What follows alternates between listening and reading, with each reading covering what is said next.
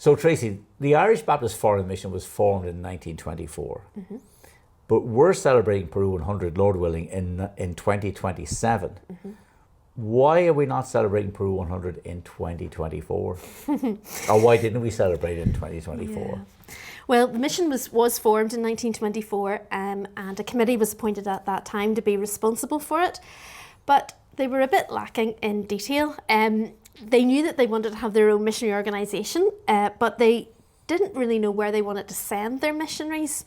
So in 1925, they eventually narrowed it down to South America, and they thought maybe the Amazon Basin, as it was called. And a decision on a more precise location was to follow once they had investigated that idea of South America a bit further. So as Andrew Reid tells us in his book, by divine coincidence, by July 1926, Pastor Hodgett, who was a member of the committee, wrote to the secretary, Pastor Gracie, and said that our people are getting a bit restless at nothing being done. And 2 years in, you can maybe see why. And obviously we're going to come back and we'll do another video a little bit more on Pastor Gracie and a connection to him today in Canada, but we'll say more about that in another video. Yes. But so they formed a mission, but had no missionaries and didn't know where they were going to go, but they began to hone in on that. And what else did they do then in between 1924 and 1927?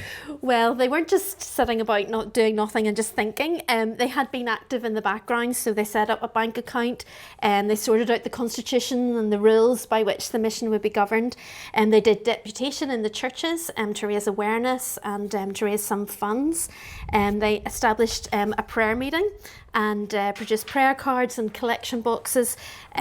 So they were active, and all of this was at a time when we didn't have email, didn't have WhatsApp, and they just had written letters and committee meetings.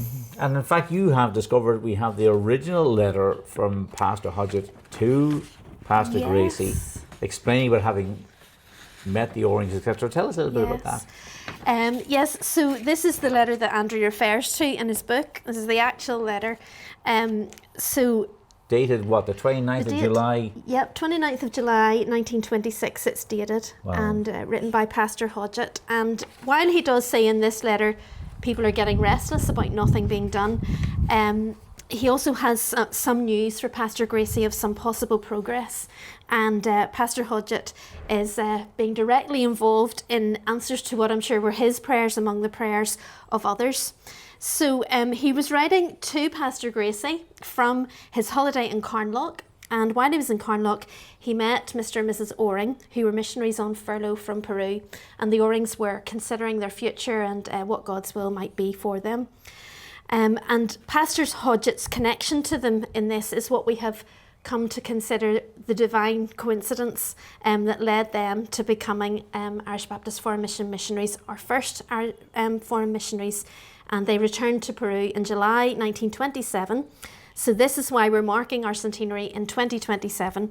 It's 100 years since we first sent missionaries to the land of Peru. So it had taken a few years, but IBFM now had their mission field, they had their first missionaries, and their work in Peru had begun. So hence 2027 is Peru 100.